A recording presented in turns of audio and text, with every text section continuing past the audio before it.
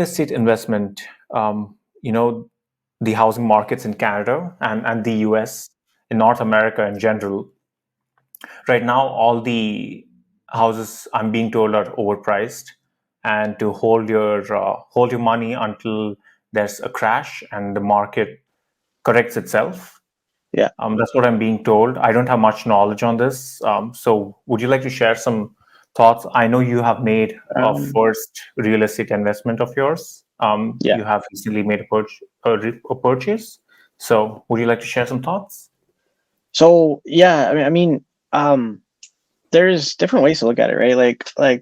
It's like that. The thing about the crash is we never know. Like, people make Hmm. predictions. Like, honestly, like if you look at the news, some people say it's going to be good, some people say it's going to be bad. No one knows. No one knows the truth, because Hmm. like what we can is we can infer truth, or like we can infer an understanding based on like the things we see, right? Like, for example, we're bringing in more people than we can house, so definitely there's a Hmm. demand for housing. For There's a sure. supply shortage, right? So just based on economic principles of supply and demand, like the housing is always going to be in demand until it catches up, which is going to take a long time.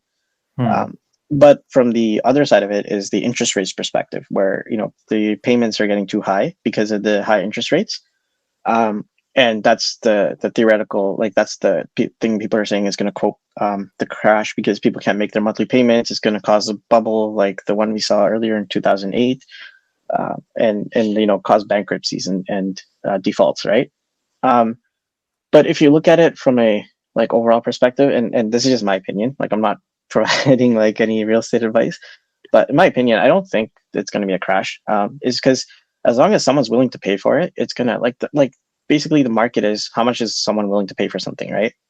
A house that's worth 1 million today suddenly becomes 1.3 tomorrow because someone wants to pay 1.3 for it, not because something changed that made it more valuable, right?